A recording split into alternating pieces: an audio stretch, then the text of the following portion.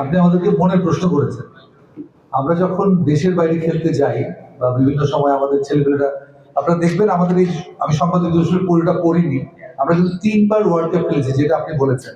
আমরা ফ্রান্সে গেছি 2017 সালে, চীনে গেছি 2019 সালে, এবং ডেনমার্কে আমাদের দুটো টিম, একটা নর্মাল টিম এবং একটা সিনিয়র টিম, দুটো টিম কিন্তু গেছে। সো আন্তর্জাতিক পর্যায়ে সর্বোচ্চ আসরে মানে ওয়ার্ল্ড কাপে যখন আমরা যেতে পারি, অবশ্যই ওটা একটা আমাদের বড় প্রাপ্তি। এবং ওখানে গিয়ে ডেফিনেটলি ওরকম আমাদের যেরকম, যেটা আপনি বলেছেন যে আমরা প্রফেশনালিজম তৈরি করতে পারি কিনা, আমরা একদম চিন্তা করছি না, সেটাও যেমন সত্যি, কিন্তু আমাদের অগ্রসর মতো অনেক বাধা বিপত্তি আছে। আমাদের একটা ছোট ফেডারেশন, ধরেন আপনি একটা ছেলে একটা মেয়ে, এখন তো মেয়েরা কম আসছে, এখন যদিও কিছু মেয়েগুলো আস্তে আস্তে করে উৎসাহিত হচ্ছে। একটা ছেলে একটা ব্যাংকে চাকরি করে বা একটা প্রফেশনাল চাকরি করে, তাকে মাসে মিনিমাম আমার 1 লাখ টাকা দিতে হবে। আমি যদি তাকে ফুল বডিতে প্রফেশনাল হিসেবে নিয়ে আসতে চাই, তাহলে কি করতে হবে আমাদের?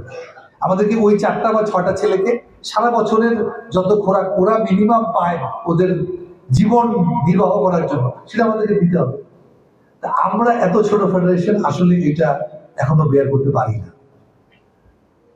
আপনি যেটা বললেন, অবশ্যই পৃষ্ঠপোষক যদি আমরা সেইভাবে মানে পেতে পারি, তাহলে চিন্তা তো করাই যায়, চিন্তাটা তো শুরু করা যায় অন্তত। আপনি যেটা বলেছেন সেটা অন্তত আমাদের শুরুটা করা দরকার।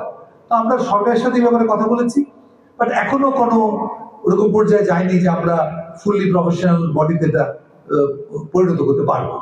ধন্যবাদ আপনাকে এই প্রশ্নের জন্য।